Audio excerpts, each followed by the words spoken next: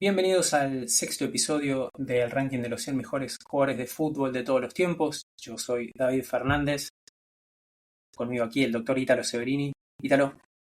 Muy buenos días, tardes, noches a todos los que estén escuchando este podcast. Vamos a seguir con la segunda mitad de este diseño de jugadores que nos toca hoy.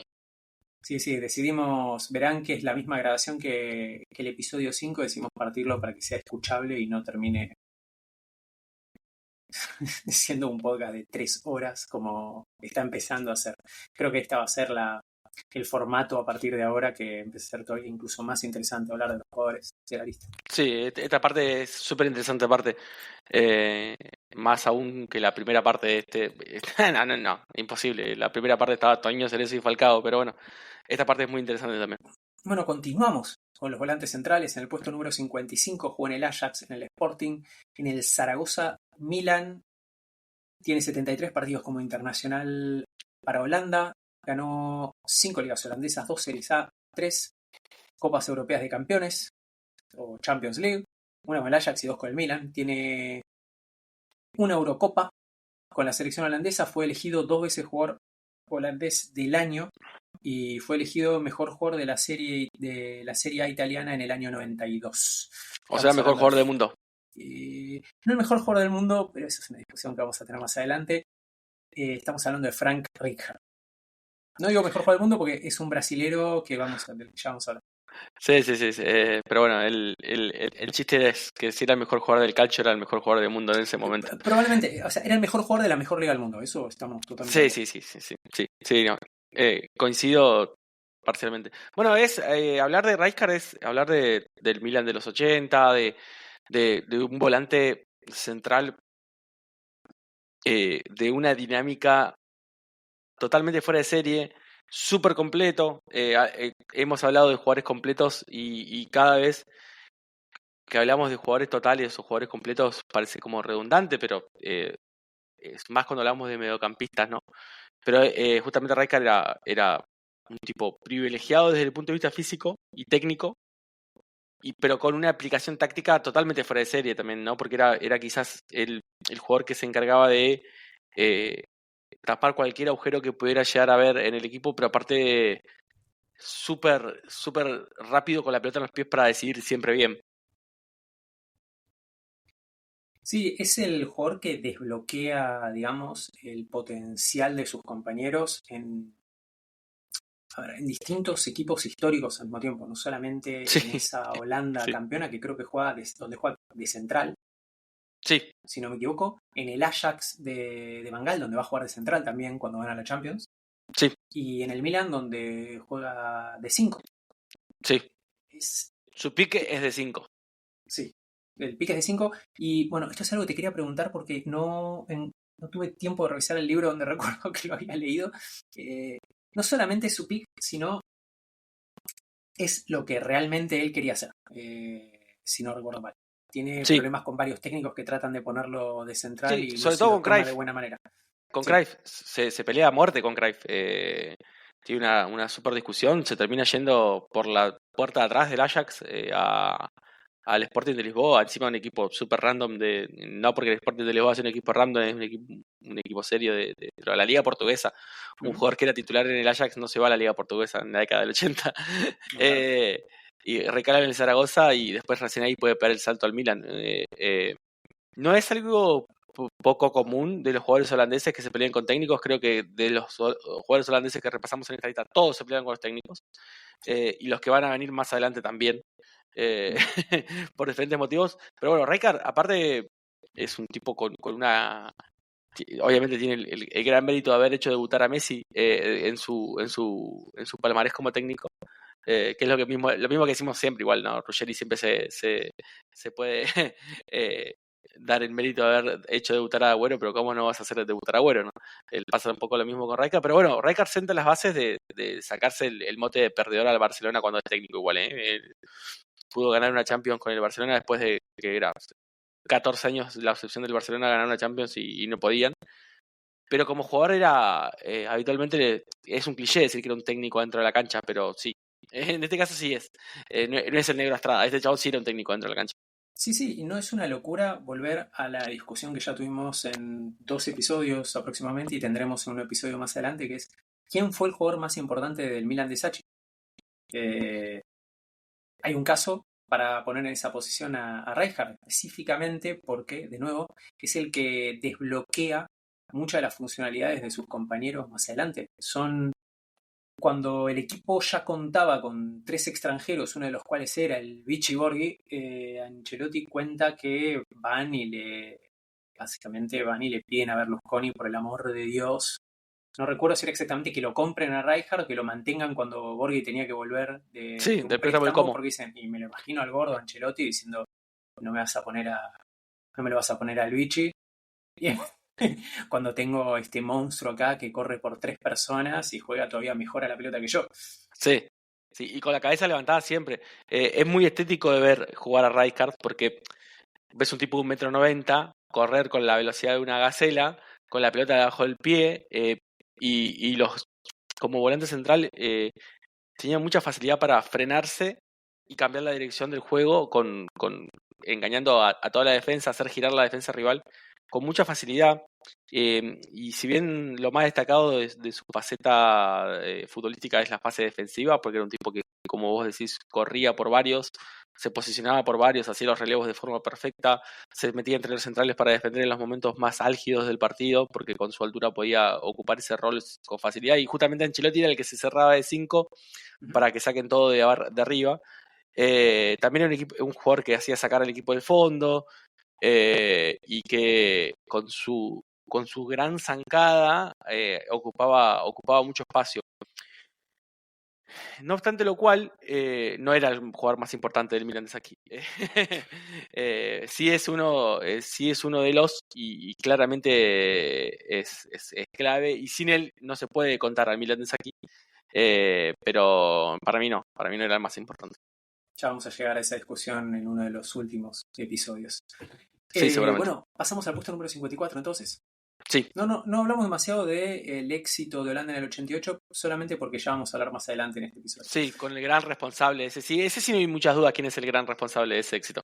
Bien, en el puesto número 54 jugó toda su carrera en el Internazionale de Milán, 94 partidos en Italia, la selección entre el 63 y el 77. Estamos hablando de un lateral que ganó 4 ligas italianas, 2 Copas de Campeones de Europa, tiene un subcampeonato mundial que cuenta, ya dijimos, casi como mundial, y tiene una Eurocopa, hablamos de Giacinto Facchetti. Bueno, estamos hablando de el mejor lateral izquierdo de la historia de Italia, ahí nomás con Maldini, o sea, es el mismo corte de lateral súper físico, alto, con gran zancada, muy aplicado en la parte táctica defensivamente y defensivamente. Pero estamos hablando de un superdotado. Cuando hablamos de Jacinto Facchetti hablamos de una persona totalmente fuera de su tiempo. Pusieron un superatleta de la década del 2010 a jugar al fútbol con personas normales de la década del 60 y 70. Debutó en la selección a los 21 años y fue inamovible por 18 años en la selección. Estamos hablando de una persona que medía 1,94 m y corría a los 100 metros llanos en menos de 11 segundos. Si ustedes probablemente podría ser campeón europeo de esa época en 100 metros llanos.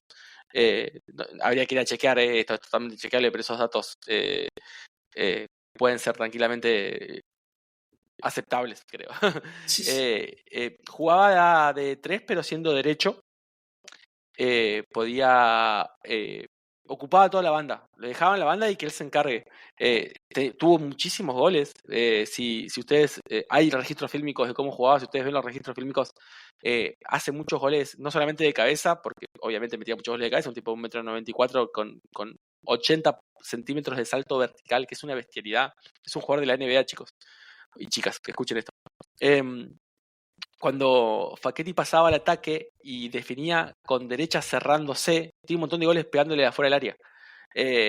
Nada, literalmente es un jugador es un adelantado 30 años en su tiempo. Porque hoy en día los laterales físicamente son implacables.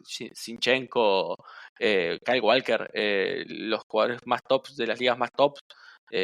Facchetti podría jugar como jugaba ahí, ya podía jugar hoy y tener una carrera de 20 años en los mejores equipos de Europa. Sí, tiene un lateral de hace 60 años con 78 goles entre clubes y selecciones, que metió 12 goles en la temporada 65-66. No parece nada descomunal, pero el lateral fuera del arquero, es el puesto en el que menos llegada al gol tenés En toda el la cancha de Inter fútbol. de En un Elenio Inter Herrera. defensivo, exacto, en el grande Inter de Elenio Herrera. Fue también, bueno, el mejor jugador de la final de la Copa Europea de Campeones del 64, si no me equivoco. Sí. Y bueno, algo que vos me comentabas antes, una anécdota que me comentabas antes del podcast, que fue presidente del Inter y el Atalanta. Sí. Y sin haber jugado un solo partido en el Atalanta, aparte, ¿no? Porque toda su carrera fue en el Inter. No, Bueno, bueno, también. en Sí. el Atalanta, él es de Bérgamo. Atalanta es un club de Bérgamo. Y él debuta en primera a los 16 años. Pero a los 15 años hubo una batalla judicial entre el Inter y el Atalanta para ver quién se lo quedaba. Porque claramente un chico que medía una cabeza más que todos sus compañeritos del fútbol de formación, y que aparte no era ningún negado con la pelota, lo ponían se lo querían sacar de las manos entre todos, obviamente, ¿no? Bueno, tampoco va a ser la última vez que un club tenga de presidente a alguien hincha de otro club, solo que a veces sale mal. Sí, lo sabemos.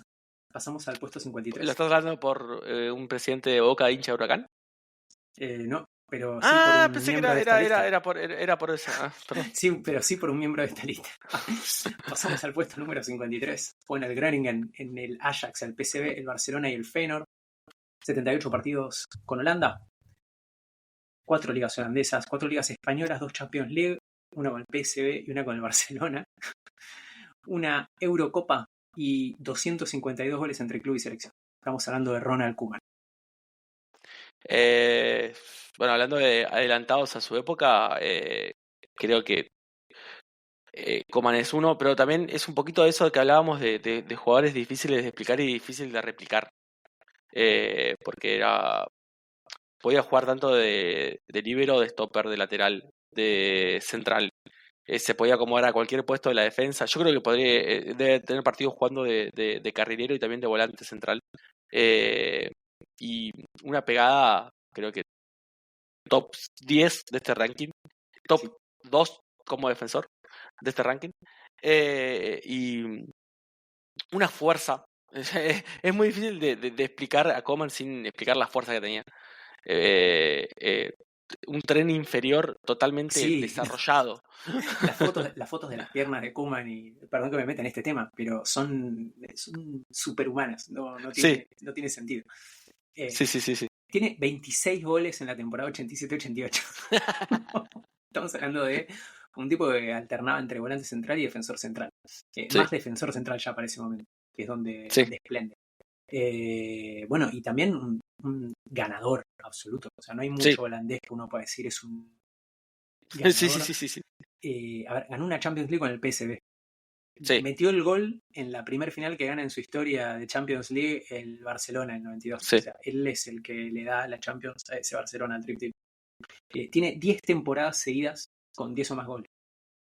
Es tal vez el mejor jugador de la Eurocopa 88. El segundo. El segundo después de Van Basten. Sí. Tiene casi 100 goles más que en toda su carrera que Johnny Rep, de quien hablamos hace poco. No. Y aparte, justamente, estamos hablando de. Si hablamos de todos holandeses que se peleaban con los técnicos, no. Todos lo querían. Porque si hacía falta que juegue de win a pierna cambiada, Coman jugaba. Lo que pedía el equipo, Coman lo hacía.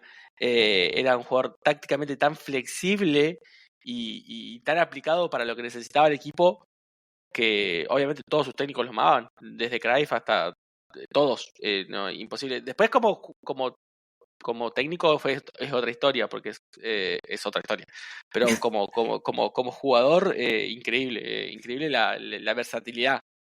Sí, un jugador extremadamente sólido, que iba bien de arriba, que podía salir jugando, era un buen jugador repartiendo pases largos. O sea, era realmente un jugador extremadamente Te completo. recontra cagaba patadas aparte. Era durísimo, asperísimo. Y si a todo esto le sumás esa capacidad goleadora que no tiene casi sentido a nivel posicional, claramente lo ubica como uno de los mejores 100 jugadores de todos los tiempos.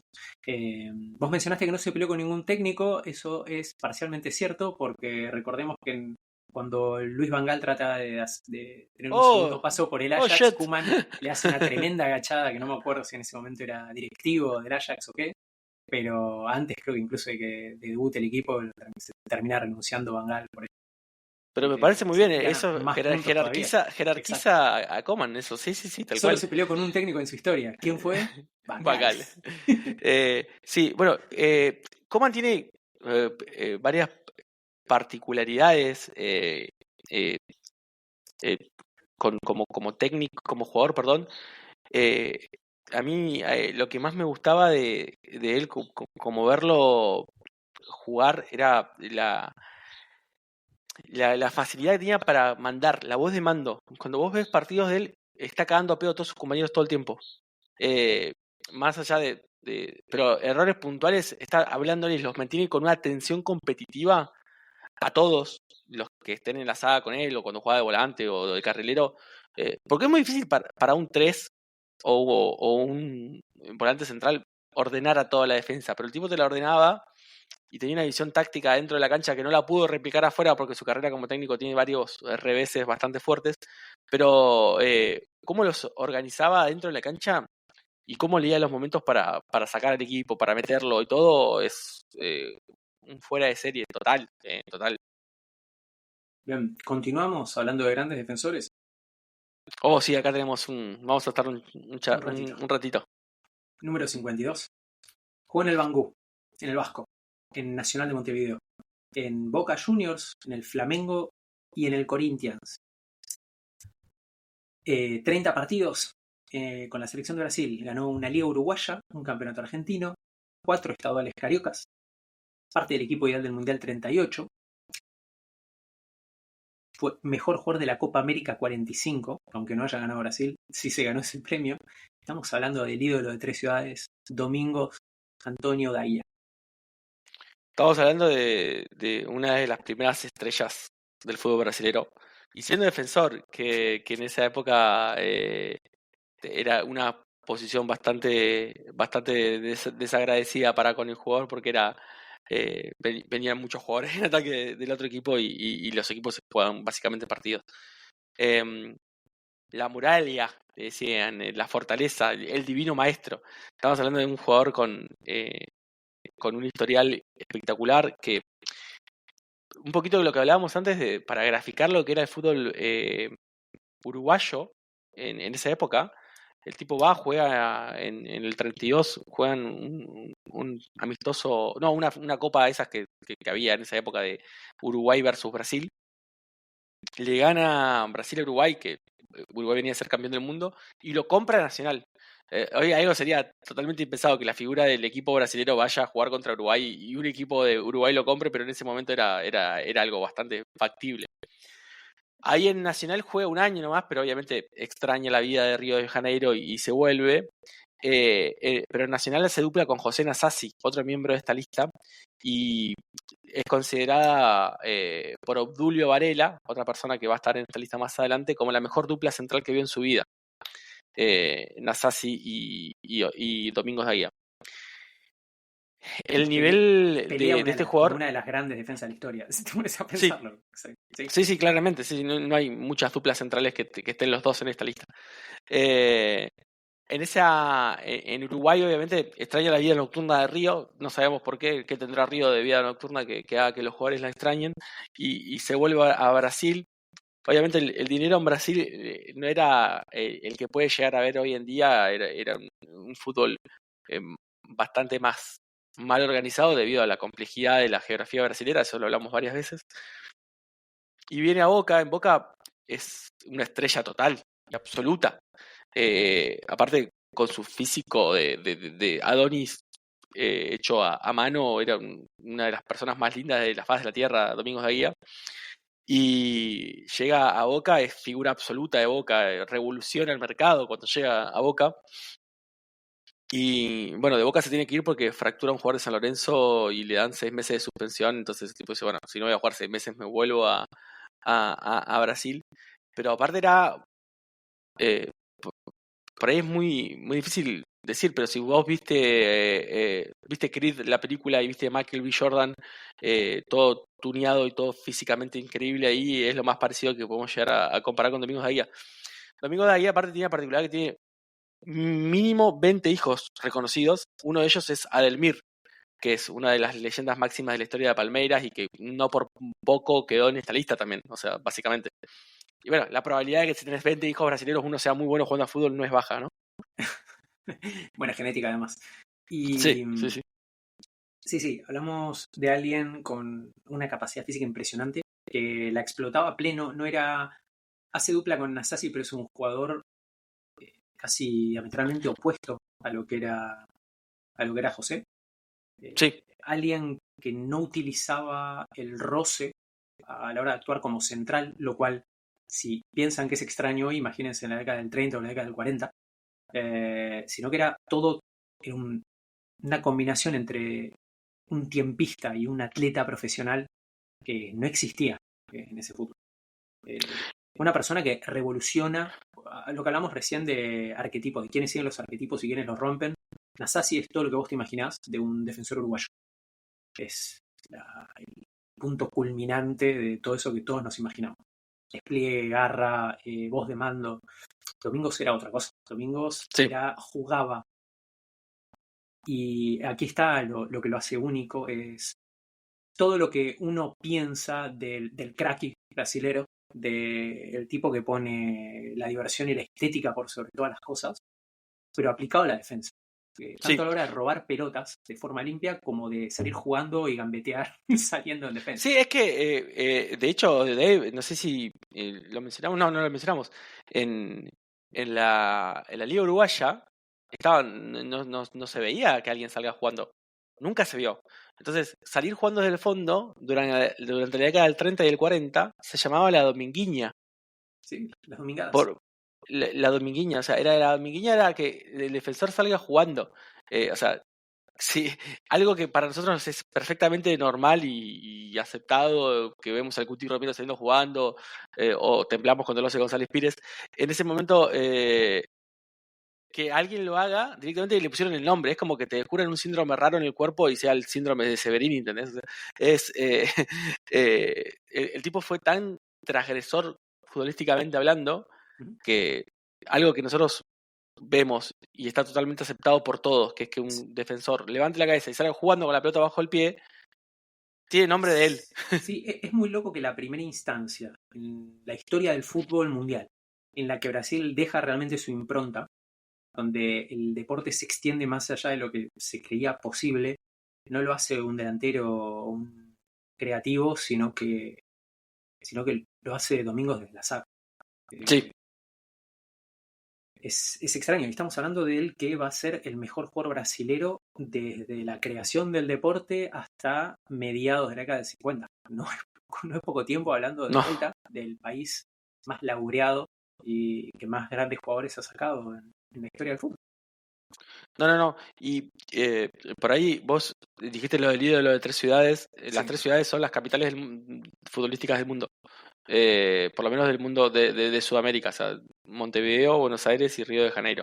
Y en Río de Janeiro ha sido lo de varios clubes, Ujú. porque el tipo, tanto en Vasco es como su pick de rendimiento también, ¿no? Pero, nada, el, hay muchas historias muy importantes porque eh, nosotros por ahí ahora tenemos como aceptado que un jugador de color sea eh, igualmente considerado como todos los otros cuando entra a jugar a la pelota, y nos parece algo normalizado totalmente y está bien que así lo sea y estamos todos de acuerdo por lo menos en esas bases tan simples, ¿no? Después ahí está lleno de nazis, pero como que un tipo juega la pelota no le parece raro. En ese momento sí, porque él trabajaba en una fábrica en Bangú, en una zona súper pobre, era mulato y llegar a jugar a la primera de Brasil en esa época era extremadamente difícil, porque era un medio súper racista. El fútbol en Brasil no era un deporte popular. Y uno de los que ayuda a derribar todos esos mitos y esas barreras es Domingos Daguía. Y quizás eso hay que mencionarlo porque tanto como en Argentina en esa época, como en la mayoría de los lugares de Sudamérica, era un deporte que jugaban ingleses blancos o extranjeros blancos. Y uno de los que viene a romper todo eso fue Domingos Daguía también. Sí, en ese sentido es uno de las figuras más importantes a nivel sudamericano, con Friedenreich, con Leónidas, de que ya lo hablamos, y con algunos jugadores uruguayos como Andrade, de que Andrade, ya sí. vamos a estar hablando en el futuro también. Sí, sí, sí.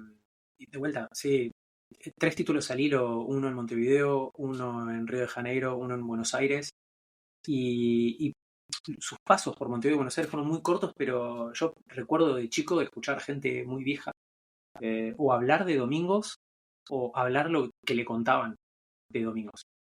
Sí. Dejó una marca muy grande en Sí, dos de las encima, ciudades donde más difícil es dejar marca, porque sí, ya sí, lo sí. vieron En todo. Boca encima también vino a romper muchos prejuicios porque Boca le había ido muy mal con los dos brasileños que había comprado previamente, que eran Moisés y Viví, que eran dos brasileños que eran super cracks, que vinieron a Boca y fracasaron estrepitosamente con la noche porteña y las tanguerías, ¿no?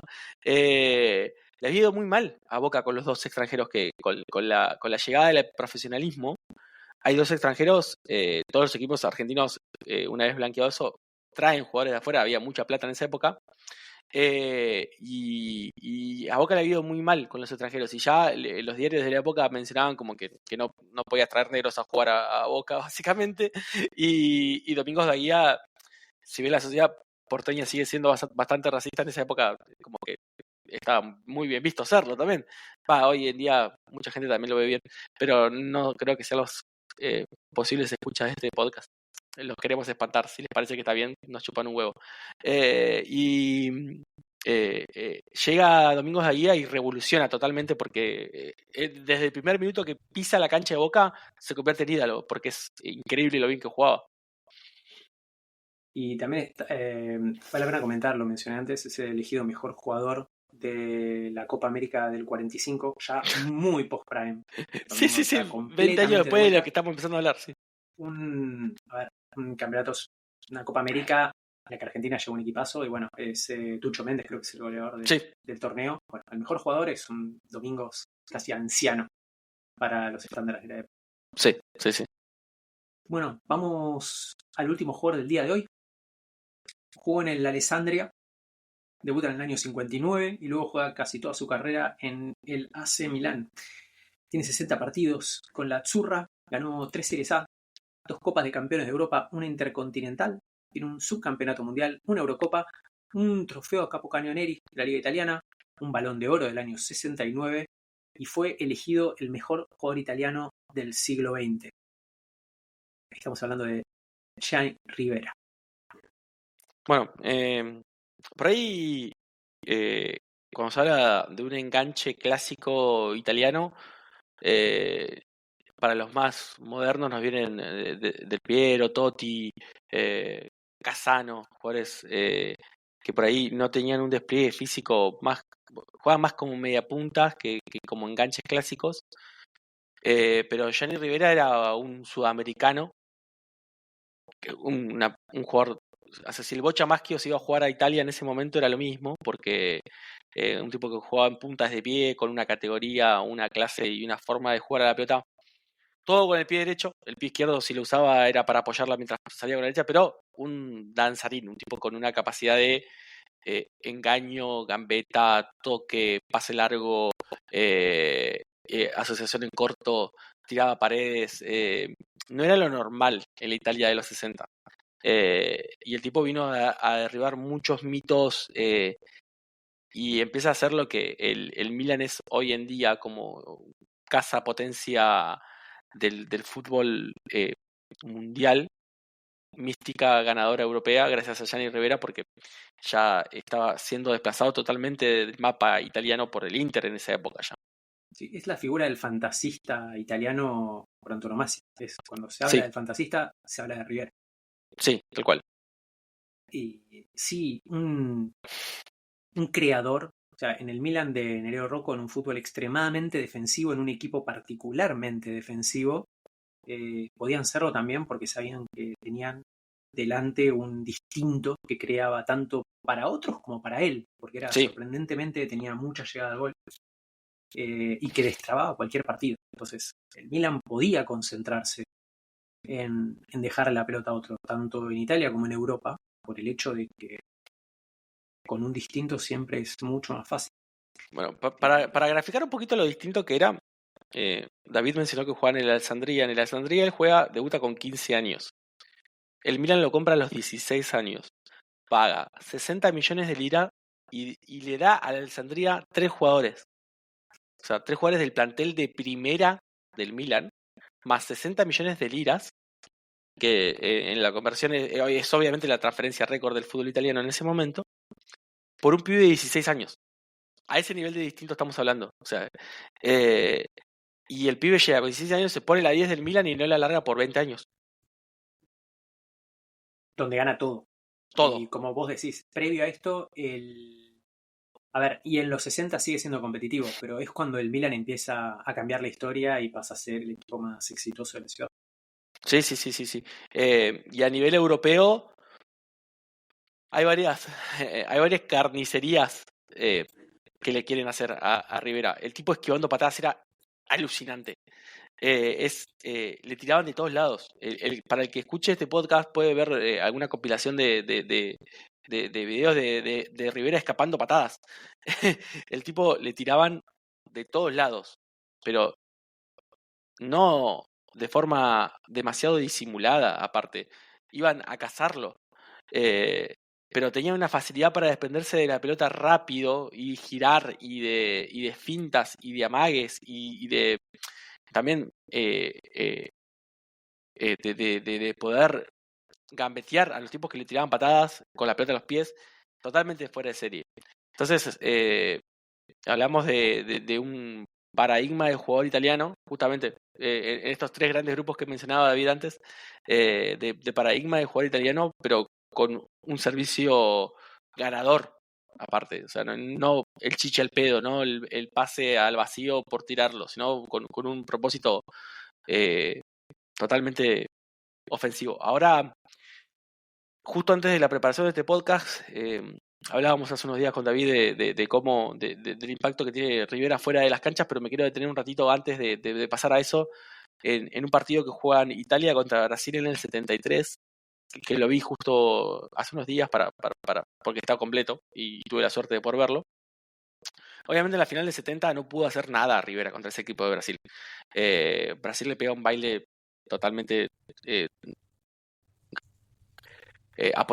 apoteósico lo que hace Brasil en la final del 70. Bueno, pero Brasil después del 70 hace como una renovación y Gianni sigue jugando en Italia. Italia le gana 2-0 a Brasil en el 73, cuando Brasil está haciendo todo el cambio generacional y el Mundial 74 va bastante más flojo. Y Gianni Rivera les pega un baile a Brasil. Parado, parado. O sea, y un Brasil repleto de jugadores espectaculares como Rivellini y Gersinho, no la vio y le ganó a Italia 2-0, que hoy en día sería un 7-0. En esa época un 2-0 de Italia sería un 7-0. Pero bueno, justamente con Mazzola le pegan un pesto increíble a Brasil y es muy, muy interesante de ver cómo un tipo que hoy en día probablemente no podría jugar porque medía 1,60 m y pesaba 35 kilos mojado, cómo los baila a todos los brasileños y jugando en puntas de pie. Sí, vos mencionás, bueno, a Rivera jugando con Mazzola en ese partido. Hay toda una historia en el Mundial del 70 sobre esto, Sí, que es justamente esa Italia, que es un gran equipo. Ya lo dijimos previamente, ese subcampeonato cuenta casi como varios campeonatos del mundo a lo largo de la historia. El técnico de la selección italiana, cuyo nombre ahora no recuerdo, decide antes del Mundial implementar la extraña estrategia de jugar un tiempo con Mazzola y un tiempo sí, con Gianni Rivera. En lugar de hacer jugar a los dos mejores, tal vez a los dos mejores jugadores de la liga italiana juntos, que podían, por temas estilísticos y tácticos en realidad podían, pero bueno, no, como ambos era el creador del grande Inter y el creador del Milan, vamos a ir alternándolos. Mazzola, que era más disciplinado tácticamente el primer tiempo, y Rivera, que era más técnico y, bueno, el fantasista. Valcaregui. Claro, jugando en el segundo tiempo. Para la final, vos dijiste que juega Rivera. Rivera juega 6 minutos. 6 minutos nomás, sí. Porque decide, no, bueno, contra este monstruo que es Brasil, vamos a aplicarnos tácticamente todo el partido. Vamos a dejar a Mazzola. 4-1 se comió. 4-1 terminó el partido. Uno de los grandes bailes de la historia de las Copas del Mundo. No, claramente. Valcaregui se quedó sin trabajo a los 5 minutos terminado el partido, sí, quiero aclarar. Hablando de grandes errores y quedarse sin trabajo relacionados con Che Rivera, la otra es anterior, en el año 66 creo que es que Elenio Herrera agarra la selección italiana y decide, claro, el técnico del Inter, decide que, bueno, yo la base la voy a constituir a partir de los jugadores que conozco y no voy a convocar ni voy a utilizar al mejor jugador de mi máximo rival. Y por poco le arranca la cabeza, por poco lo asesina Herrera. Poco duró como técnico italiano.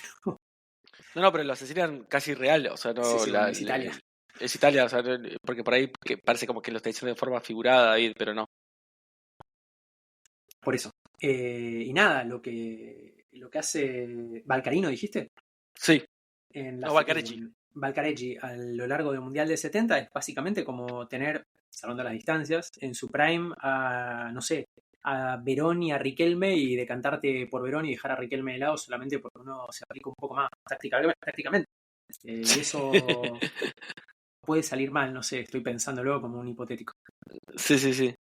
No sé qué podría pasar.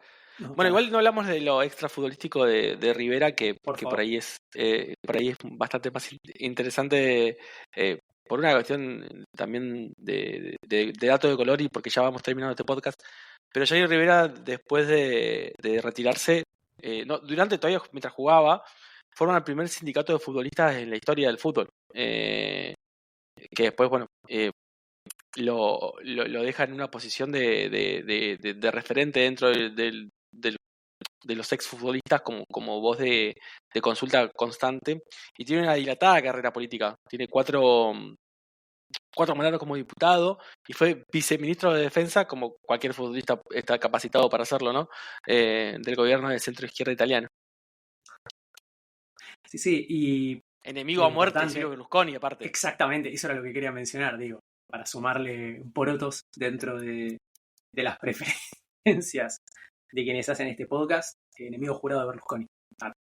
A pesar de ser, si no es el máximo ídolo de la historia del Milan, es uno de los 3. No, sí, él y Maldini. O sea, la discusión es él o Paolo. Debe ser él, Maldini y Baresi.